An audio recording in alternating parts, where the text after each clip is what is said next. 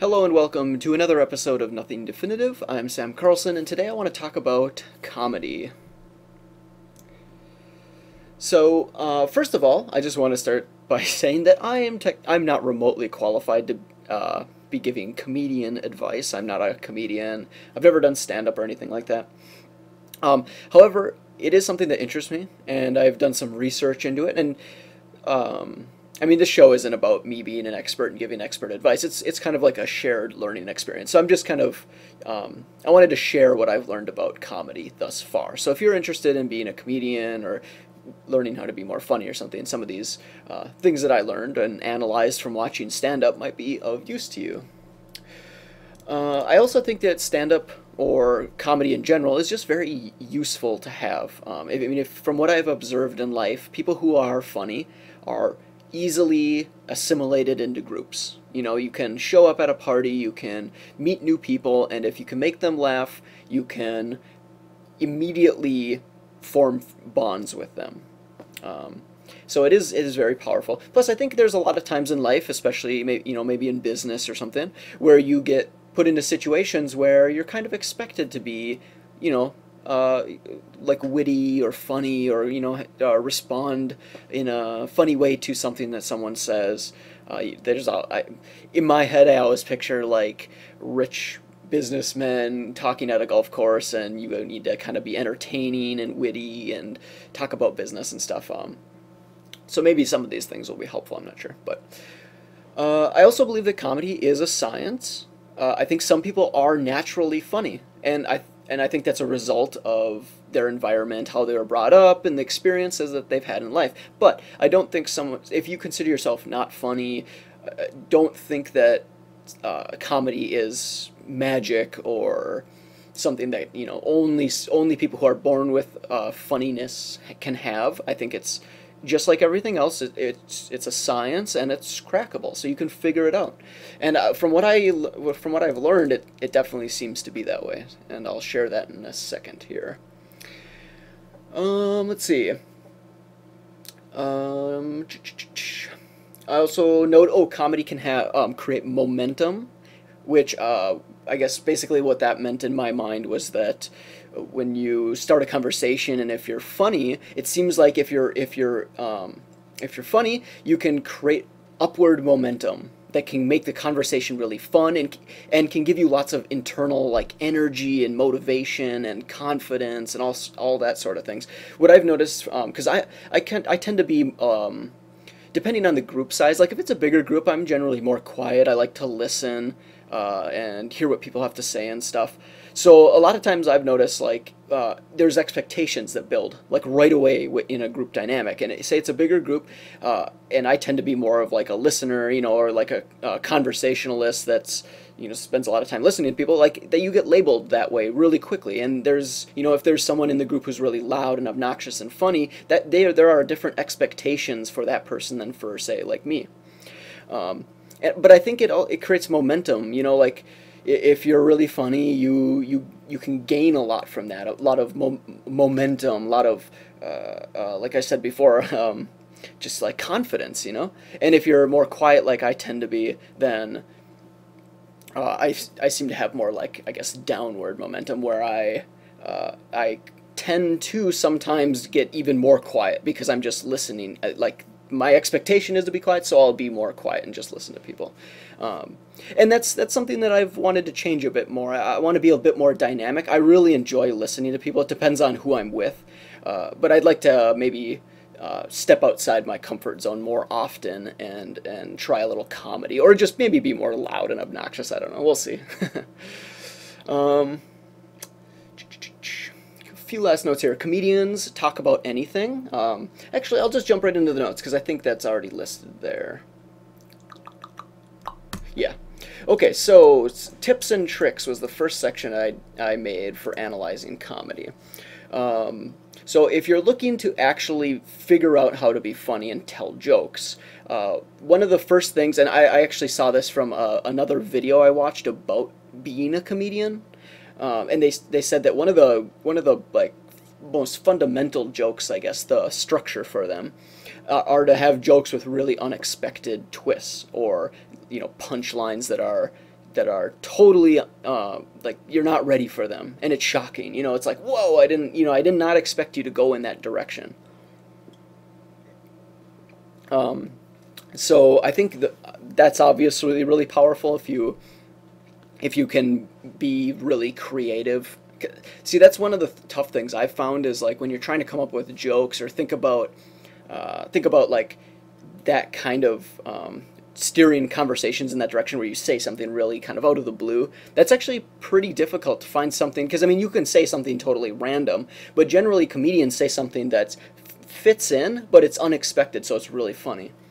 So you kind of got to find the sweet spot there. Crude or shocking humor can be funny depending on your audience. I think in terms of, you know, obviously everything kind of depends who you're talking about. What I found with comedians is that they don't have like filters or barriers or anything. Like being a comedian means that you generally will talk about any topic at all, and you will find a way to make it funny because that's like what they do. But obviously, say we're talking about being funny in a more intimate conversation with your mother or another family member or a business associate, you probably want to steer away from certain topics. Although it's, you know, it depends who you're talking to. Certain topics being very crude or just shocking that you would bring something like that up could be really funny. So that's something to consider. Comedians break free from social constraints and then challenge them. I think that's a good one by simply just by the topics that they choose. You know, like socially, we're not supposed to talk about, you know, racist things or sexist things or something. A lot of like comedians will bring that up and challenge it and say, you know, it's a lot of comedy has a deeper point. You know, it's a joke, but it's also commentary about something that's very serious. Like, you know, perhaps that. You know, racism is serious, but we maybe take it too serious in certain regards, or not serious enough. I feel like Dave Chappelle, you know, he's someone who makes a lot of fun of, or has like, I guess, racist humor. But he was also, I remember hearing stuff like he was really sensitive to racism too. So I don't know. I guess it's kind of, you juggle that back and forth and try and find a medium for that. Comedy is a long-term game. Basically, don't come into comedy thinking, I'm going to write jokes, it's going to be this short-term thing, like I'm just going to be funny because I think I'm a naturally funny person. I mean, it sounds like, from what I've listened to a lot of Joe Rogan's podcasts, and he brings on lots of comedians, they talk about how it takes like literally like a decade or so to perfect their set, to perfect their art. You know, they're making up jokes all the time, year after year, and kind of like perfecting this set of jokes that they do. So it is a long-term game. If you're interested in becoming a really funny person or comedian or something, you plan for that kind of a situation. You're not going to just, I think a lot of times people think they're really funny, especially like when you're thinking in your head, like you might laugh to yourself and say, that's kind of a funny perspective or a comment or something. But I don't think that really means anything until you get it on paper, because I think a lot of your thoughts don't translate well into the way you actually talk about it. So, yes, long-term game. Highly detailed narratives done in a very highly animated way with gestures and sound effects seem very popular in the stand-ups I watched. They're often, most of their stand-up is actually just telling stories, but they're very animated. You know, I don't think maybe there are some comedians, but most comedians seem that they go up on stage and they are really loud and obnoxious, and it's all about them when they're on stage, and you know, they're not kind of like just telling a story or being kind of quiet or something. I mean, they are yelling and making noises and stuff. So those kind of narratives done in that way is pretty funny. The next happens a lot, I've noticed, is just saying really absurd things. Even if they're just like one-liners, just anything that's like really, that you would classify as totally absurd, that is a lot of what they do. I mean, it seemed like stand-up after stand-up, line after line, a lot of it was just absurd statements, things that you would just never think of, things that make you laugh and go, you know, what did he just say? Holy crap, you know, it's ridiculous. So that's one. Let's see. Countering what you just said can be funny. I saw one with Dave Chappelle where he said something like, the way he said it, he's like, I'm I'm scared to live, and then he paused, and he's like, well, actually, I'm not really scared to live. I don't know, I can't really do it right, but the way he said it was really funny. Like, he said something, and then he totally took it back, and then went in a new direction with it, and it was just like, I don't know, it was kind of a silly statement, I guess, in a way. Strong implications are funny, like saying, talking about a topic, but maybe not like actually saying the punchline, just really heavily implying it can be funny, because there's that long pause where everyone's thinking about it, and then all of a sudden everyone realizes, like, oh, okay, or, they kind of expect what's next, but you don't say it. That's funny. Some people, I notice, develop a persona. Basically, if you have something very, like, if you're really into some sort of niche, like world or whatever community, you might have like a specific persona that steers your comedy in one direction. Like, I guess I don't know. I guess like Ari Shaffir, when I was watching, from what I know about him, he seems kind of like a hippie, so maybe his humor would be steered more toward, well, he's Jewish too, so like Jewish hippie humor, I guess. I don't know. But you could have, like a persona that you develop your comedy to kind of fit within, and then maybe that would even give you new ideas, like you could have your specific twist on a joke or something. Let's see. A lot of comedy seems to be just the ability to let go and take chances. Really, and just experiment with jokes. I would definitely say that seems to be true. It seems like, from what I've heard, like when I've listened to Joe Rogan's podcast, like I said, how they develop jokes over the long term, a lot of it, they talk about how they bombed all the time, and they'd get hecklers, and they had terrible sets and stuff. I mean, a lot of it is just this, you have to let go of this fear of rejection and this fear of bombing in front of people, and just take chances. You might develop a set, but you probably, you need to experiment and try different things. Impersonating people, a few of the sets I watched did that. It was pretty funny. That's pretty self-explanatory. Stories, a lot of the stories began or ended with very insightful points, and that was really cool, because it's nice to have a joke, but when it ties into something even bigger than itself, that really connected you with it. I really like that. Stating or making very obvious points, but pretending you or someone else doesn't know them. What did that mean? I guess making just very... Yeah, that was in reference to something, but I forgot to put the example. Something about just making, like... it was something to do with, I think, like, the sky above us, where they made some really obvious thing, like they were impersonating a person who was like, whoa, is the sky always above us, or something like that? I think it was one with, it might have been Joe Rogan or something, but I remember it being pretty funny. Just basically obvious humor, stating points that are just like totally obvious, but then maybe someone doesn't know it, or I don't know, something to think about, I guess. Interesting comparisons can be funny. Like, okay, so a lot of these were from Joe Rogan, because that's who I did a lot of the research through. Joe Rogan's mentioned something about having a comparison. He was talking about someone who was looking at the Grand Canyon, and they were all like, whoa, man, the Grand Canyon's so crazy. And then he's like, have you ever looked up at the sky? There is space above you. And he ended up doing this comparison where, like, he's like, the Grand Canyon is just a big ditch. And there's the vastness of the universe above you, but, like, nobody ever looks up or talks about it. So that was kind of an interesting comparison that I thought was pretty funny. Calling people out on ridiculous behavior.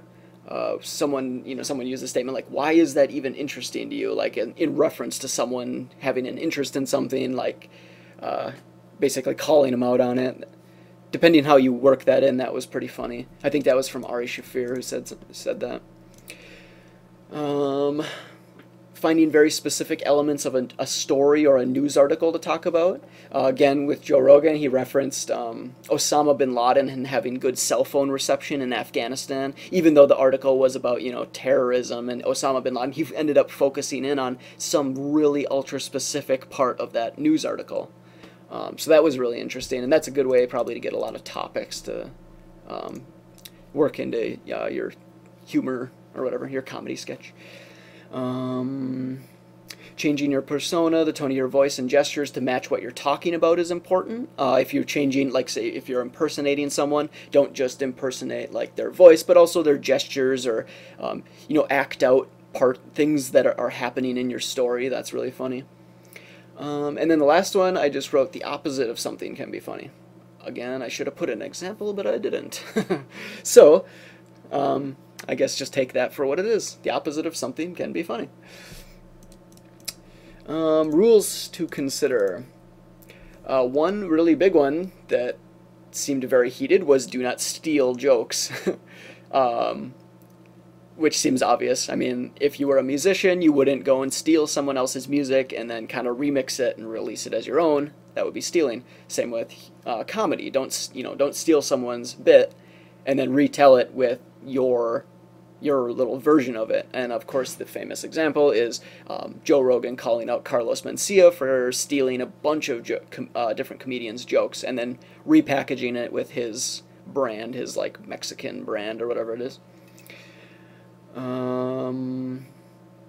From the podcast, from Joe Rogan's podcast and the others that I've listened to, comedians are really good listeners. That's what I've noticed. They always have something to say. They're always like really into the conversation. I mean, that's just kind of being a good guest on someone's podcast, but they seem really interested in what they're talking about, and they always have like something on hand, some joke or something. So I think that just comes with time. If you're trying to be more funny, you'll just form more synapses that are related to humor, and then you'll eventually be able to work it in a normal conversation.